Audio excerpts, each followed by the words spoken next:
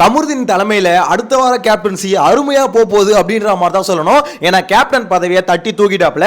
உண்மையிலேயே அந்த டாஸ்க்ல கமருதீன் பயங்கரமா விளையாடினாப்ல. அது கூடவே சபரியும் பயங்கரமா டஃப் கொடுத்து விளையாடினாரு. ஸோ இந்த டாஸ்க்ல வந்து கமருதீன் ஜெயிச்சு கேப்டனா நெக்ஸ்ட் வீக் ஆனது அது மேட்டர் இல்லை. இப்ப அந்த டாஸ்க்ல யார் எப்படி விளையாடினாங்க அப்படின்றதா மேட்ரு. ஸோ இந்த இடத்துல கமருதீன் கேப்டன் ஆகி அந்த சந்தோஷத்தை கொண்டாடுறதுக்குள்ள வீட்டுக்குள்ள ஒரு பூகம்பமே வெடிச்சிருச்சு.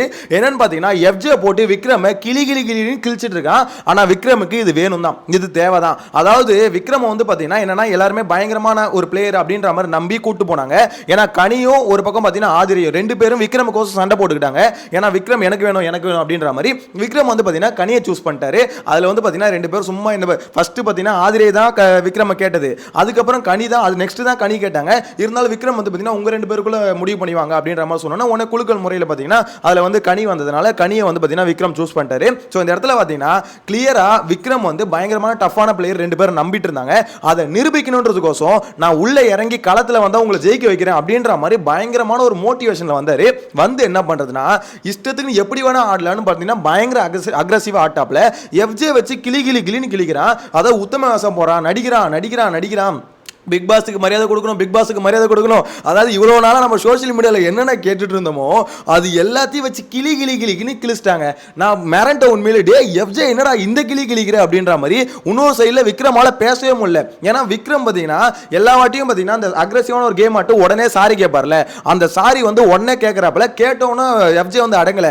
சாரி கேளு எல்லாத்தையும் பண்ணிட்டு சாரி கேளு, நீ சாரி கேட்டு அப்படியே போயிடுவேன், நல்ல வேஷம் போடுவேன் அப்படியே நடிப்பேன்னு. இன்னும் பத்தி தான் தெரியுமே உத்தம வேஷம் போடுற, இந்த மாதிரிலாம் பண்ணிட்டு உத்தம வேஷம் போடாத, நல்ல வேஷம் போடாத, அப்படியே அன்பை பொழிகிற மாதிரி இருக்காது அப்படின்னு சொல்லிட்டு போட்டு கிளிக்கிறாங்க. ஆக்சுவலா ஃபர்ஸ்ட் டைம் எஃப்ஜே வந்து பாத்தீங்கன்னா எப்பவும் போல தான் கத்துறான், அது வேற விஷயம். ஆனா மேட்டர் என்ன தெரியுமா, ஒரு உண்மையை வந்து பாத்தீங்கன்னா வெளியே கொண்டு வரான். ஏன்னா விக்ரமோட கேம் பிளே வந்து பாத்தீங்கன்னா எமோஷனலா ஒரு கேம் ஆடுறதா.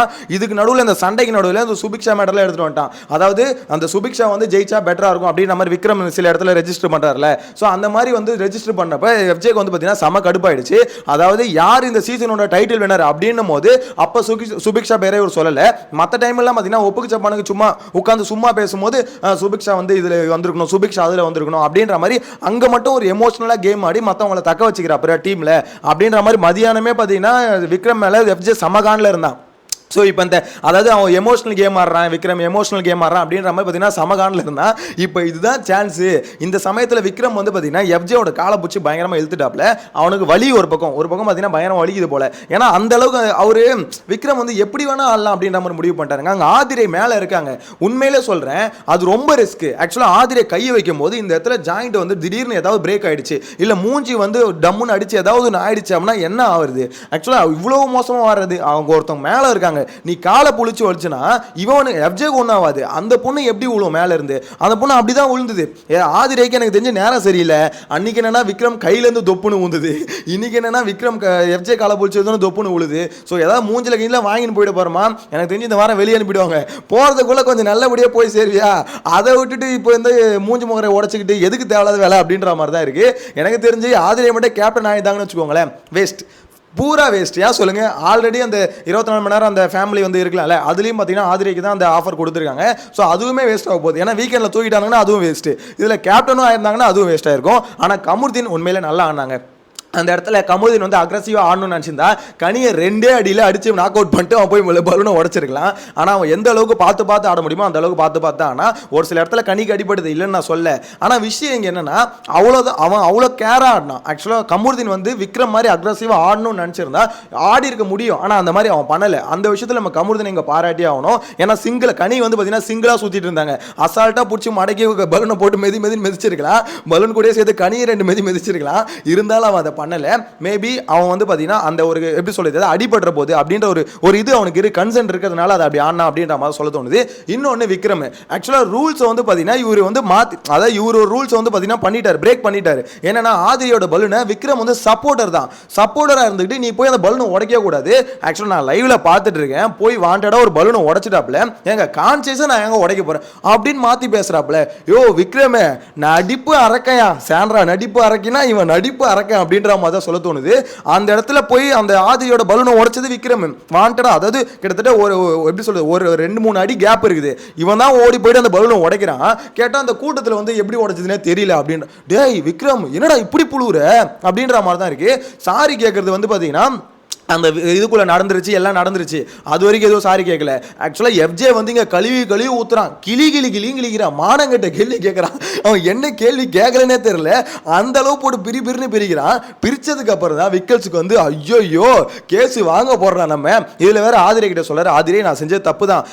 ஆதிரை கேட்குறாங்க, ஏங்க இந்த மாதிரி உங்களுக்கே தெரியாதாங்க ஒரு கேமை இவ்வளோ அக்ரெசிவ் ஆடுவீங்க, நீங்கள் சாரி கேட்கறது இதெல்லாம் ஓகே, ஆனால் எதுக்கு இந்த மாதிரி ஆடுறீங்க அப்படின்னு கேட்கும்போது நான் செஞ்ச தப்பு தான் ஆதிரை, நீங்கள் கேட்குற மாதிரி தான், அவன் திட்டுற மாதிரி என்ன மக்களும் திட்ட போறாங்க, வீக்கெண்ட்ல எல்லாம் திட்டுவாங்க, நான் செஞ்ச தப்புக்கு மக்கள் எனக்கு பனிஷ்மெண்ட் கொடுப்பாங்க அப்படின்ற மாதிரி சொல்றாப்ல.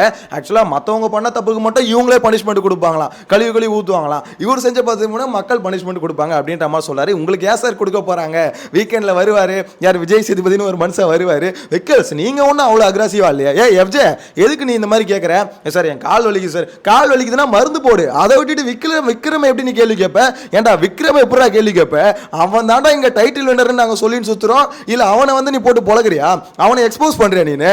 ஆக்சுவலா இங்க இன்னொரு மேட்டரியா வந்து எடுத்து சொல்றான், விக்ரம் வந்து செட்டில்ட் ஆயிட்டாரு, அதாவது அவனுக்கு உள்ள இருந்து எல்லாத்தையும் கொட்டிட்டாங்க, வன்மம் தான் எஃப்ஜே கொண்டது எல்லாம் வன்மம் தான், அது கிளியரா தெரியுது. ஆனா என்ன மேட்டர்னா அவனுக்கு உள்ள எது இவ்வளவு நாள் டவுட்டா இருந்தோ எல்லாத்தையும் எடுத்து கொட்டிட்டான். விக்ரம் வந்து நல்லா செட்டில்டு, ஒரு மாதிரி பார்த்தீங்கன்னா அவர் வந்து இங்கே கேம் ஆடலாம் வரல, டைட்டில் வின் பண்ணலாம் வரல, அவனை பொறுத்த வரைக்கும் வந்துட்டு இங்கே ஒரு நல்ல பேரோட ஒரு மாதிரி பார்த்தீங்கன்னா எப்படி சொல்கிறது, எல்லாருக்கும் வந்து எப்படி சொல்கிறது, சும்மா அந்த ஒப்புக்கு சப்பானுக்கு சும்மா ஆட்டு போவாங்களே அந்த மாதிரி தான் அவர் வந்திருக்காப்ல. மற்றவங்களாம் மட்டும்தான் இங்கே அடிபட்டு இது ஆகணும், ஏன்னா அவனை பொறுத்த வரைக்கும் டைட்டில் முக்கியம் இல்லை, அவன் வந்து இப்படி தான் சும்மா ஆட்டு போகிறது தான் வந்திருக்கான் அப்படின்ற மாதிரி இஷ்டத்துக்கு நீ என்னென்ன பேச முடியுமோ பேசிக்கிட்டே இருக்கான்.